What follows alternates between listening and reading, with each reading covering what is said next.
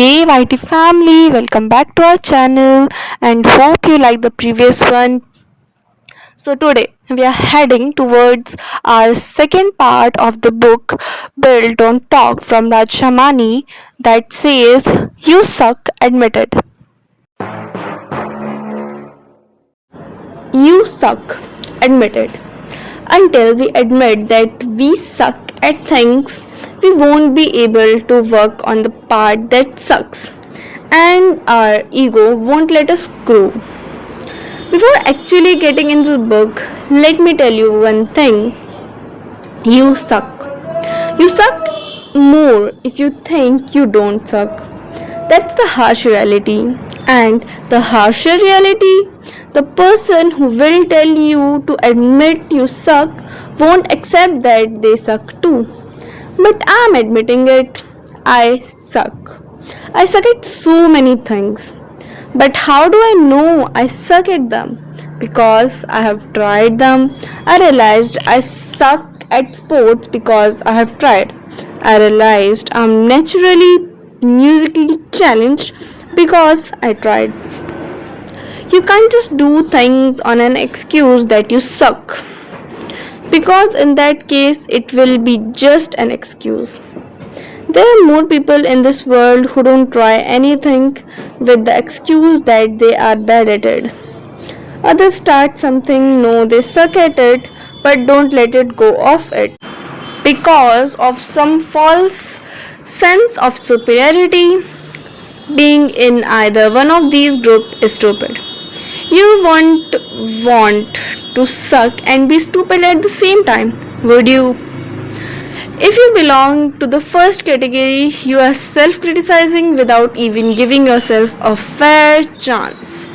If you are so critical of yourself, what will others people do? You have heard that song, कुछ तो लोग कहेंगे, लोगों का काम है कहना, right?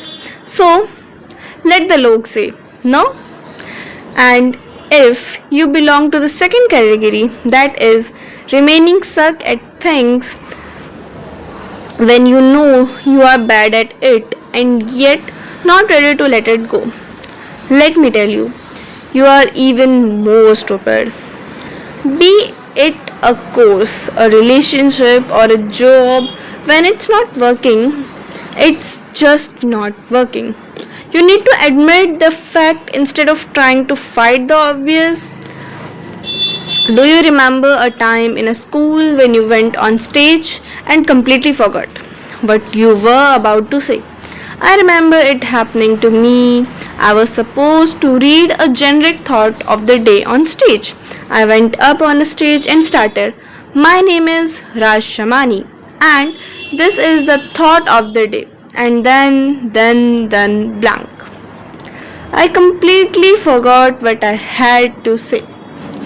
We all have a similar story from our lives that we remember and laugh at. But what we did after that situation, whether we left it at that or worked hard to improve it, is what makes the actual difference.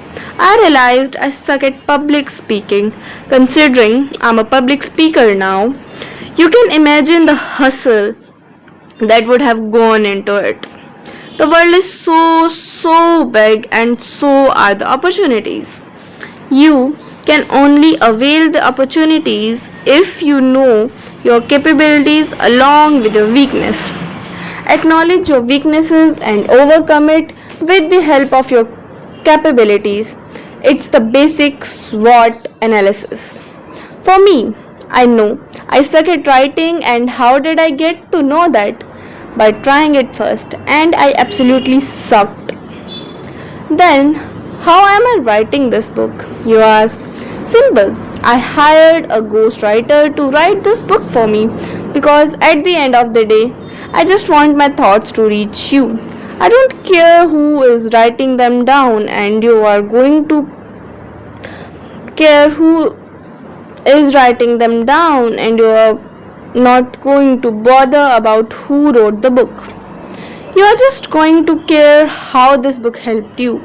So I'm admitting that I suck at writing, which is why I hired a professional help. And that's your solution right here. If you suck at something, admit it. But if you just stop at that, because that what you do about it is what makes the real difference. Most people feel bad about admitting that they suck at a particular thing. In fact, the first step forward growth is to understand that we suck at certain things and that is completely okay. I've sucked at lot of things all through my life and you will get to know about them as you read the book. Sucking at things has always been a constant, but the second constant has been how I overcome it. I try something, I realize I suck at it, I realize how crucial that thing is for my growth. If it's important, I try to get better at it. If I get better at it, then great. If I can go and try to improve on that. But if it is something important and I cannot get better at it even after trying, then I do what I did for this book. Get a professional to do it for me. Now coming to the second part of the whole scenario, being stuck at something even when you know you are bad at it. It is important to improve, but the other things as important as improving is knowing when to quit. Again, we will all talk about quitting in more detail later in this book. But for now, if something is not working out for you, quit. Life is too short and there are so many other opportunities to be stuck at a thing that is not working out.